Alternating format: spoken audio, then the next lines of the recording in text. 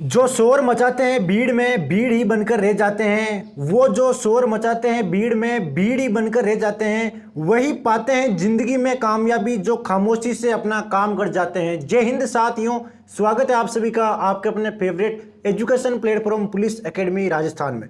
तो आज है साथियों 29 मई 2022 और आज आपके जितने भी राजस्थान करंट अफेयर के क्वेश्चन बनते हैं वो आपको इस क्लास में देखने को मिलेंगे। चैनल पर नए हो तो चैनल को फटाफट सब्सक्राइब करो ताकि आपको डेली राजस्थान करंट अफेयर की क्लास और साथ में आपकी जो भी नई एजुकेशन न्यूज हो वो आपको सबसे पहले प्राप्त हो। तो चलिए साथियों देखते हैं 100% रिजल्ट देने वाली क्लास है, सबसे तेजी से लोकप्रिय होती राजस्थान करंट अफेयर की क्लास है, क्योंकि हम कम समय में सभी महत्वपूर्ण क्वेश्चन कवर कराते हैं। हर बार हमारी क्लास में आपको 10 प्लस राजस्थान करंट अफेयर के शानदार क्वेश्चन देखने को मिलेंगे। बाकी आप कहीं पर भी देखोगे तो वहां पर केवल 6 या 7 क्वेश्चन में आपके 1 घंटा लिया जाता है, यानी कि 1 घंटे में आपके 6-7 क्वेश्चन कवर करवाए जाते हैं। बाकी क्वेश्चन में आपके इंपॉर्टेंट क्या रहता है, जैसे मान लो कोई क्वेश्चन है तो उसमें बस 3-4 जानकारी इंपॉर्टेंट रहती है, बाकी वो अपनी रामकथा सुनाते हैं। जैसे मान लीजिए ये क्वेश्चन है, अभी ये क्वेश्चन है तो इसमें अब इतना पूछा गया है कि मनरेगा में अनुमोदित श्रम budget national mobile monitoring system में राज्य का देश में कौन सा स्थान रहा है। तो इसमें सीधी सी बात है कौन सा स्थान रहा है यह आपको बताना है और इससे नॉर्मल जुड़ी बेसिक बात बतानी है, केवल 2 मिनट की। बाकी ये आप किसी दूसरे चैनल पर आप इसको देखोगे तो वहां पर आपको आधे घंटे का टाइम लेके इस क्वेश्चन को बताया जाएगा, साथ में आपके राजस्थान जीके शुरू कर दी जाएगी। कुल मिलाकर उनको अपने 1 घंटा खींचना है कैसे भी। तो चलिए साथियों हम कम समय में सभी आपको महत्वपूर्ण क्वेश्चन कवर करवाएंगे। उससे पहले आपके कल की क्लास का एक क्वेश्चन था कि विश्व स्वास्थ्य संगठन ने किन्हें ग्लोबल हेल्थ अवार्ड से सम्मानित किया है। तो उसका राइट आंसर था आपके आशा कार्यकर्ता। क्या था दोस्तों, आशा कार्यकर्ता था, ना कि आंगनबाड़ी कार्यकर्ता। तो इसको एक करेक्शन कर लेना।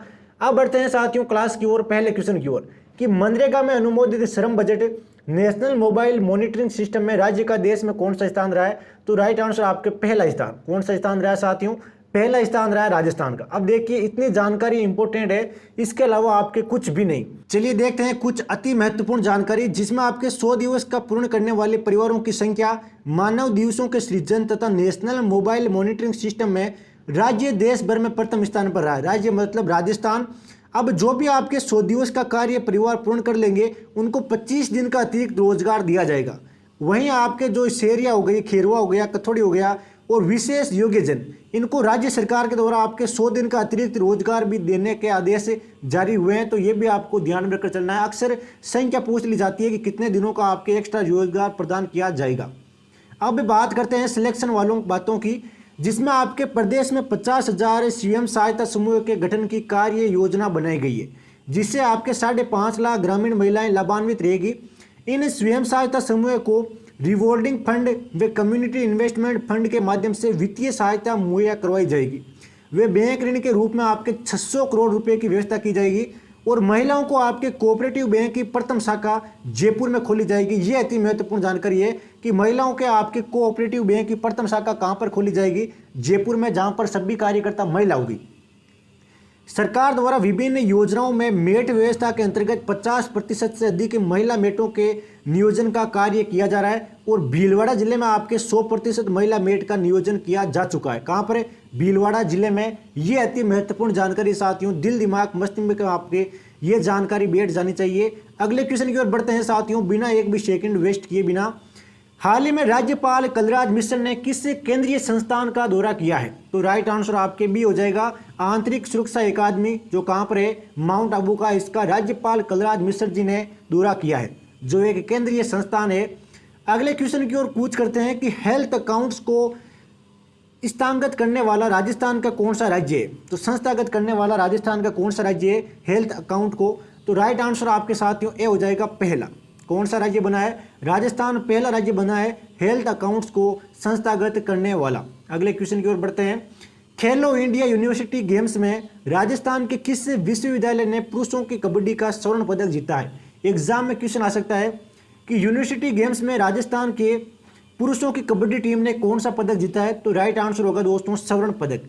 अब विश्वविद्यालय कौन सा है, तो विश्वविद्यालय साथियों आपके कोटा विश्वविद्यालय। कौन सा विश्वविद्यालय, कोटा विश्वविद्यालय आपका राइट आंसर होना चाहिए। चलिए देखते हैं डिटेल से। मई 2022 को बेंगलोर में आयोजित खेलो इंडिया यूनिवर्सिटी गेम्स में पुरुषों की कबड्डी प्रतियोगिता के फाइनल में कोटा विश्वविद्यालय ने चौधरी बंसीलाल विश्वविद्यालय हरियाणा को हराकर स्वर्ण पदक जीता है। अगर एग्जाम में आपके हार्ड क्वेश्चन आता है तो सीधे से पूछा जाएगा कि किसको हराया था, यानी कि दूसरे नंबर पर जो आपके रजत पदक होता है ये किसको मिला था, तो राइट आंसर हो जाएगा आपके बंसीलाल विश्वविद्यालय हरियाणा वाला। बेंगलोर में 24 अप्रैल से 3 मई 2022 तक खेलो इंडिया यूनिवर्सिटी गेम्स 2021 का आयोजन किया गया। 2022 होना चाहिए यहाँ पर। खेलो इंडिया यूथ गेम्स के पहले संस्करण का आपके उद्घाटन हुआ था 31 जनवरी 2018 को प्रधानमंत्री नरेंद्र मोदी जी के द्वारा। वर्ष 2019 में खेलो इंडिया स्कूल गेम्स का नाम बदलकर खेलो इंडिया यूथ गेम्स कर दिया गया, यानी कि 2019 में इसका नाम था खेलो इंडिया स्कूल गेम्स, फिर इसका नाम बदलकर किया गया है इंडिया यूथ गेम्स। तो ये भी आपको ध्यान में रखकर चलना है। अगले क्वेश्चन की बात करें कि मई 2022 में मुख्यमंत्री ने किस जिले में 3 नई तहसील खोलने के प्रस्ताव को मंजूरी दी है। ये क्वेश्चन अति महत्वपूर्ण है एग्जाम की दृष्टि से, खासकर आपके वन रक्षक और वनपाल के लिए। राइट आंसर आपके डी हो जाएगा जोधपुर। जो आपके अशोक गहलोत जी का निवासी पैतृक स्थान जिला जोधपुर में अधिकांश आपके योजनाएं संचालित की जा रही है गहलोत जी के द्वारा। मई 2022 को मुख्यमंत्री अशोक गहलोत ने प्रदेश में प्रशासनिक इकाइयों के विस्तार सुदृढ़ीकरण के लिए 3 नवीन तहसील और 1 उप तहसील खोलने के प्रशासनिक प्रस्ताव को मंजूरी दी है। और जोधपुर में ये 3 नवीन तहसीलें कौन सी है, अगर ये नाम आ जाए तो ये होगी आपके पहली जंवर, फिर कुड़ी और फिर होगी आपके भगतासनी। ये तीनों तहसीलों के नाम भी आपको ध्यान में रखकर चलना है। और घंटियाली तथा प्रतापगढ़ में 1 नवीन उप तहसील जिसका नाम है आपके मुंगाना का सृजन किया जाएगा। अति महत्वपूर्ण जानकारी है एग्जाम के पॉइंट ऑफ व्यू से। अगले क्वेश्चन की ओर बढ़ते हैं साथियों कि ICAR से राज्य के किस विश्वविद्यालय को अगले 5 वर्षों के लिए मान्यता प्रदान की है। ये क्वेश्चन भी शानदार है एग्जाम की दृष्टि से।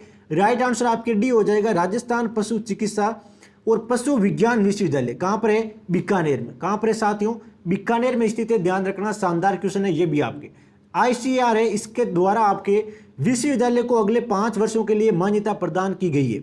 नेक्स्ट क्वेश्चन देखते हैं, राजस्थान में पहली बार किस संस्था द्वारा 14 स्टेट हाईवे पर फास्ट टैग की सुविधा उपलब्ध करवाई जाएगी। यानी कि आपके टोटल 14 स्टेट हाईवे है, यहाँ पर नेशनल हाईवे नहीं है, ये भी आपको ध्यान रखना है। वहाँ पर आपके फास्ट टैग की सुविधा उपलब्ध करवाई जाएगी। राइट आंसर आपके ए हो जाएगा road infrastructure development company of Rajasthan, इसके द्वारा। अगला क्वेश्चन देखते हैं, खेल जगत से शानदार क्वेश्चन है कि मेरकॉम के इंडिया सोलर प्रोजेक्ट ट्रैकर के द्वारा यह मुताबिक देश का पहला राज्य जिसने बड़े पैमाने पर 10 गीगावाट के संचयी सौर प्रतिष्ठानों को पार किया है।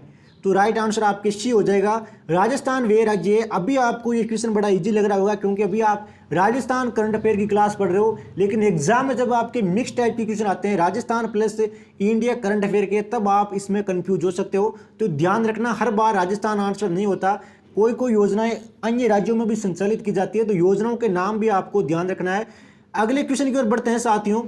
इससे पहले कुछ अति महत्वपूर्ण जानकारी देखते हैं, जिसमें है कि राजस्थान में कुल आपके 32.5 गीगावाट स्थापित बिजली क्षमता है। अगर बिजली क्षमता की बात करें कि टोटल क्षमता कितनी है, तो ये हो जाएगी आपके 32.5 गीगावाट।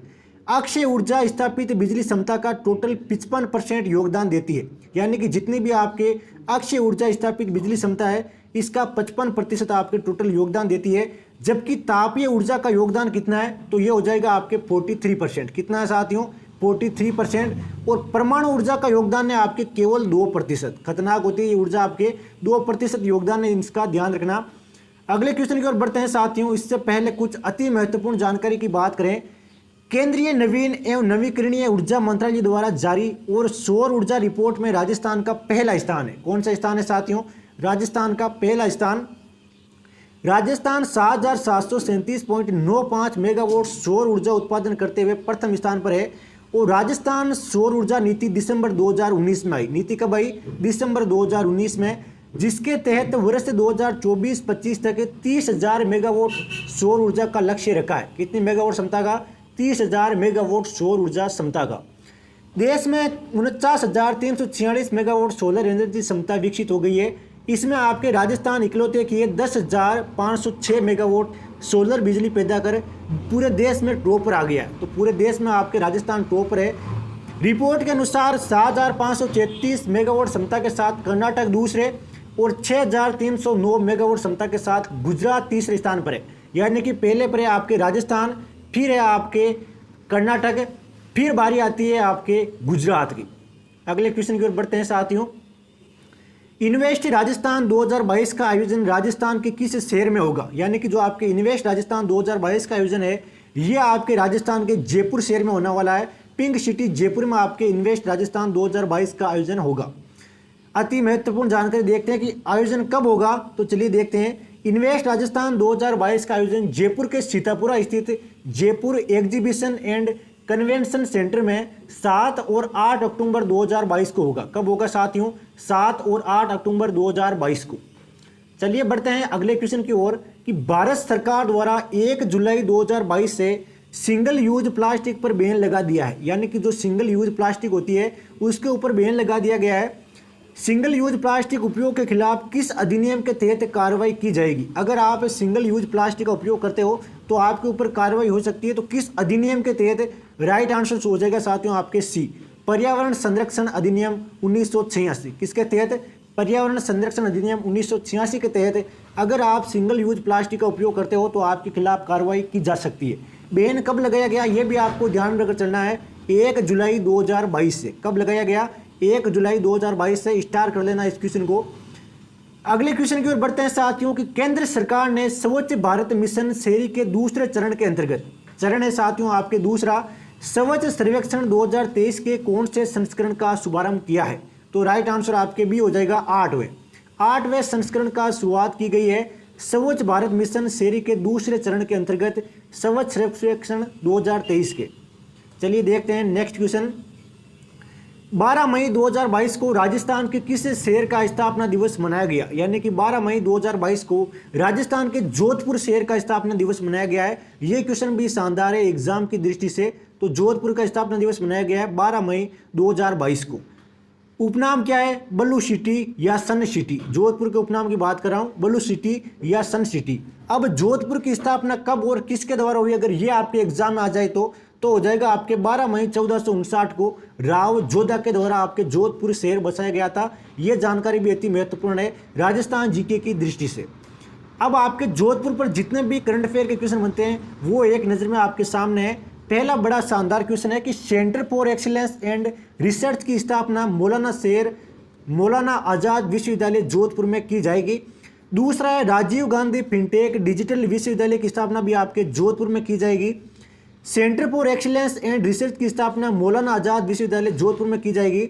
और सूर्य नगरी जोधपुर के वरिष्ठ साहित्यकार मिथेश निर्मोही को साहित्य अकादमी पुरस्कार दिया गया है। यानी कि जो आपके मिथेश निर्मोही है ये जोधपुर से बिलोंग करते हैं और इनको साहित्य पुरस्कार मिल चुका है। जोधपुर में आपके भारत ओमान के बीच ईस्टर्न ब्रिज 6 सैन्य युद्धाभ्यास भी हुआ है। कौन सा हुआ है? भारत ओमान के बीच ईस्टर्न ब्रिज 6। लाखा खान भी जोधपुर से संबंध रखते हैं जिनको कला के क्षेत्र में पद्मश्री सम्मान मिला है। ये पेज मोस्ट इंपोर्टेंट है, आप इसको कहीं पर भी नोट कर सकते हो। एग्जाम में 100% इसमें से एक न एक क्वेश्चन देखने को मिलेगा। चलिए बढ़ते हैं कल की क्लास के क्वेश्चन की ओर कि प्रदेश के किस जिले में बटरफ्लाई यानी कि तितली पार्क बनाया जाएगा? तो राइट आंसर उदयपुर हो जाएगा। बिल्कुल सभी का आंसर राइट है जिसने भी आंसर दिया है। क्वेश्चन 4 की बात करते हैं साथियों कि हाल में किस राज्य ने इलेक्ट्रिक व्हीकल पॉलिसी को लागू करने की मंजूरी दी है? तो इसका राइट आंसर साथियों फटाफट आपके कमेंट बॉक्स में छापना था कि अगर एग्जाम में ये क्वेश्चन आए तो 100% आप इसका राइट आंसर करके आओ। शानदार क्वेश्चन है। आपके जितने भी साथी राजस्थान करंट अफेयर की, राजस्थान के किसी भी लेवल की एग्जाम की तैयारी करें तो उनके साथ क्लास को शेयर और सब्सक्राइब करना बिल्कुल ना भूलें। अब बात करते हैं साथियों राजस्थान जीके के 5 अति महत्वपूर्ण क्वेश्चन की, जिसमें पहला है कि मीराबाई के पति का क्या नाम था? तो भोजराज नाम था आपके मीराबाई के पति का। किशोरी देवी का संबंध किस आंदोलन से था? तो शिखर आंदोलन से था। आपके शिखर का कौन सा आंदोलन? किसान आंदोलन। कौन सा था दोस्तों? किसान आंदोलन से था आपके किशोरी देवी का संबंध। मारवाड़ की गंगा किस नदी को कहते हैं? तो लूणी नदी को आपके मारवाड़ की गंगा कहते हैं। कवि बिहारी जयपुर के किस शासक के दरबारी कवि थे? तो मिर्जा राजा जयसिंह के आपके कवि बिहारी जयपुर के शासक के दरबारी थे। राजस्थान का शास्त्रीय नृत्य क्या है? तो कथक आपके राजस्थान का शास्त्रीय नृत्य है। बाकी साथियों आज की क्लास में इतना ही। मिलते हैं कल एक शानदार राजस्थान करंट अफेयर की क्लास के साथ। डेली क्लासों के साथ बने रहो। अगर 100% आपको सिलेक्शन चाहिए तो जय हिंद, जय भारत, वंदे मातरम।